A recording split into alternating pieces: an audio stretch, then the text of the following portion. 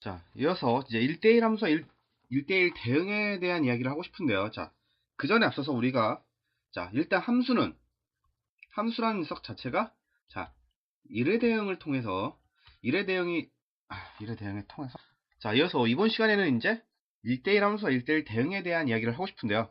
자, 그 전에, 자, 일단 우리가 함수라는 녀석에 대한 얘기를 한번 더 해야 되는데, 함수는, 자, 우리가 뭐라고 했었냐면, 자, 1의 대응을 하는 두 집합과의 관계를 우리가 함수라고 부른다고 했어요. 자, 그럼 여기서 1의 대응이라는 녀석은 무엇이었냐? 1의 대응은 뭐였어요? 얘는 x값 하나에 y값 하나씩 대응.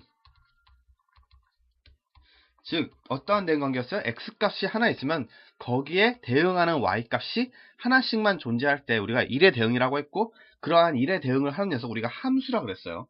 그랬는데, 그 전에도 얘기했지만, 자, 1의 대응은 우리가 두 가지로 나눌 수가 있어요. 1의 대응은, 자, 여기 나와 있는 것 같이 1대1 대응과 다대일 대응으로 나눌 수가 있어요. 자, 먼저 그래서 1대1 대응을 보면, 자, 두 집합, 라지 x, 라지 y가 서로 대응 관계에 있을 때, 자, x의 한 원소에 단 하나의 y 원소가 대응하고, 자, y의 임의의 한 원소에 x 원소가 단 하나 대응하도록 할 수 있는 대응을 우리가 1대1 대응이라고 합니다.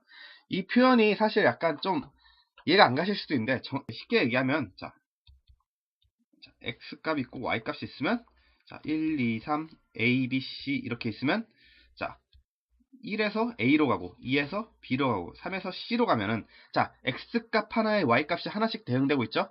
그 반대로 생각해도 y에서 a를 고르면 거기에 대응되는 게 1이 되고, b를 고르면 대응되는 게 2가 되고, c를 고르면 대응되는 게 3이 되고, 이렇게 y 값 하나에도 x 값이 하나씩만 대응을 하면 우리 1대1 대응이라고 얘기를 할 수가 있다는 거예요. 자, 그럼 반대로 다대일 대응은 뭐겠어요? 우리가 이미 머릿속으로는 다 이해를 하고 있겠지만, 이제 한 번 더 얘기를 하면, 자, 두 집합 라지 x, y가 다시 대응 관계에 있을 때, 자, x의 한 원소에 y는 단 하나의 원소가 대응을 하는 반면에, y의 경우에는 임의의 한 원소에, 자, 여러 개의 x 원소가 대응할 수 있는 그런 대응을 우리가 다대일 대응이라고 해요. 그래서 이걸 다시 그림으로 표현하면, 자, x 1, 2, 3 있고, y 그냥 a, b, c 이렇게 쓸게요.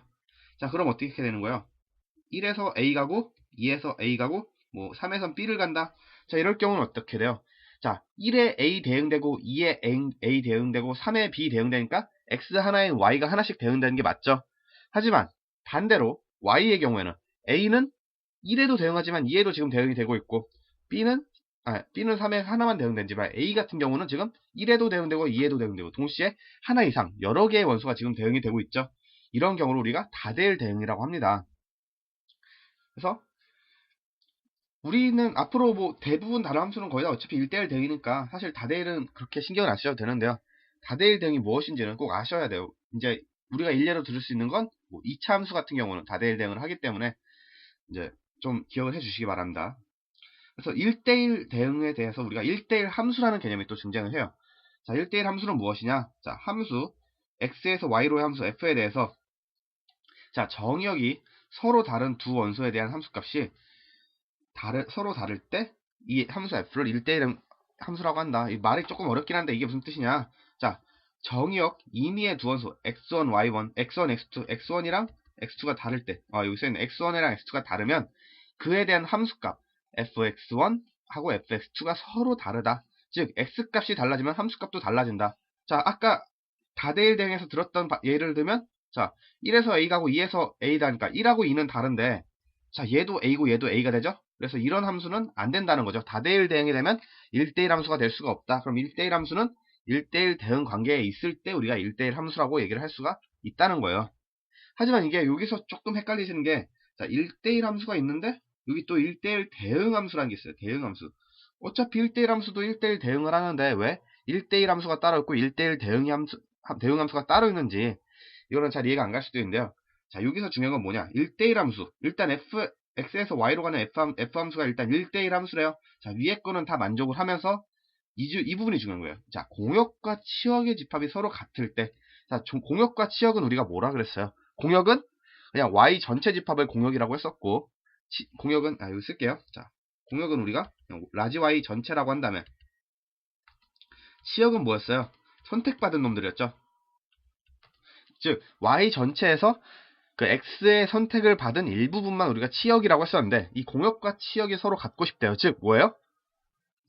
y값 전체가 선택을 받고 싶다고 생각을 하셔도 된다는 거예요.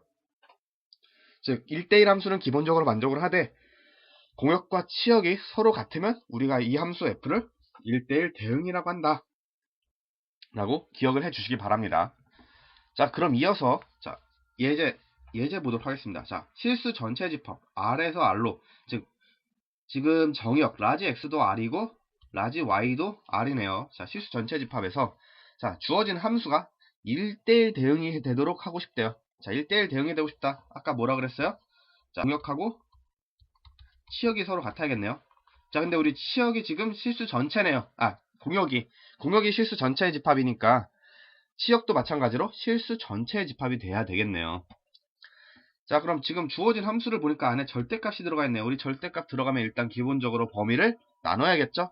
그래서 x-1이 즉 절대값 안에 있는 놈이 0보다 크거나 같을 때 하고, 자, x-1이 0보다 작을 때, 이렇게 두 가지로 범위를 한번 나눠봅시다. 자, 먼저 x-1이 0보다 크게 되면, 크거나 같으면 절대값이 그냥 벗겨지겠죠? 그럼 y는 그냥 ax-a가 될 테고, 마이너스 3x 플러스 2니까 얘는 뭐가 돼요? y는 마이너스 3 플러스 a에 x가 되고, 마이너스 a 플러스 2 이렇게 쓰면 되겠네요.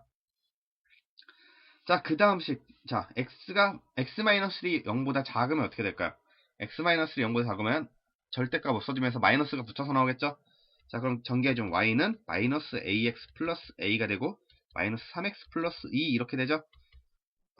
정리하면 마이너스 a 플러스 3에 전체 x 플러스 a 플러스 2 이런 식이 되네요.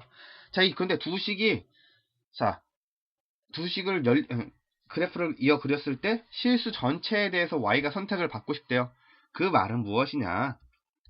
우리가 일반적으로 절대값을 하면 이렇게 막 V자로 꺾인 형태가 그려지는 경우가 많은데, 이렇게 되면은 지금 y가 그러니까 y가 0보다 작은 이 마이너스 부분에 대해서는 지금 선택을 못 받고 있죠. 이럴 경우는 1대1 대응이 아니라는 거죠. 그럼 1대1 대응이 되려면 뭐 어떻게 해야 돼요? 얘는 x 전체에 대해서 그래프가 증가하거나 감소해야 되니까 어떤 형태? 쭉 증가하던지 아니면 쭉 감소하는 형태의 그래프를 가져야 된다 라고 우리가 얘기를 할 수가 있겠네요. 자, 그럼 그런 형태로 우리가 그래프를 만들어 줍시다. 이걸 만들어 주기 위해서 어떻게 해야 돼요? 자, 일단 우리가 그래프가 조금 꺾이더라도 대충 색을 좀 다르게 할게요. 그래프가 조금 꺾이더라도 기울기가 일정해야 이제 전체, y 전체에 대해서 선택을 받을 수 있어요. 이렇게 그려진다는 거죠. 뭐 이렇게 가다가 뭐 그 절대값에서 그래프가 살짝 꺾여도 이런 식으로 계속 증가함수 형태를 유지하거나, 아니면은 쭉 내려가다가 갑자기 좀 꺾여서 이런 형태로 조금 기울기가 커지더라도 계속 감소함수 형태를 유지하거나, 이런 형태의 함수가 되어야 얘가 이제 1대1 대응이 된다라고 얘기를 할 수 있어요. 즉 부호가 계속 일정해야겠죠. 자, 두 기울기가 있을 때 부호가 일정하고 싶으면 어떻게 해야 돼요? 플러스 플러스가 되거나 마이너스 마이너스가 돼야 되니까 두 수의 곱이, 두 기울기의 곱이 마이너스 a 마이너스 3이 되겠죠. 두 기울기의 곱이 0보다 커야겠죠. 자, 그리고 그래프가 계속 이어져야 되니까 경계값 어디에요? x 이퀄 1일 때 함수값이 서로 같아야겠죠. 자, 이걸로 한번 풀어봅시다. 일단 여기다 주어진 식에다 x에다 1 넣으면 어떻게 되나요? y는 1 넣으면 자, 마이너스 3 플러스 a 마이너스 a 플러스 2니까 마이너스 1이고, 여기도 x에다 1 넣으니까 어떻게 돼요? y는 자, 1 넣으면 마이너스 a 마이너스 3 플러스 a 플러스 2니까 얘도 마이너스 1. 어차피 이거는 걱정을 안 해도 되겠네요. 그럼 뭐만 하면 돼요? 이 식을 만족시키는 정수 a의 개수만 구하면 되겠네요. 요거 마이너스 a 앞에 마이너스인 거 불편하니까 앞으로 마이너스 빼줍시다. 그럼 마이너스 빼주면 어떻게 되나요? 마이너스에 자, a 마이너스 3은 그대로 두고 얘 마이너스 빼줬으니까 a 플러스 3 이렇게 되겠죠. 얘가 0보다 크다. 근데 마이너스 플러스로 바꿔주면서 부등호 방향 반대로 할 수 있겠죠. 자, 이 상태에서 풀면 되니까 0보다 작다니까 기울기 얘는 어떻게 돼요? 이 사이값을 가지겠죠. 그럼 a는 마이너스 3보다 크고 3보다 작다. 이걸 만족하는 정수 a 개수 몇 개예요? 마이너스 2, 마이너스 1, 0, 1이니까 총 5개가 되더라 라고 문제를 풀 수가 있겠네요.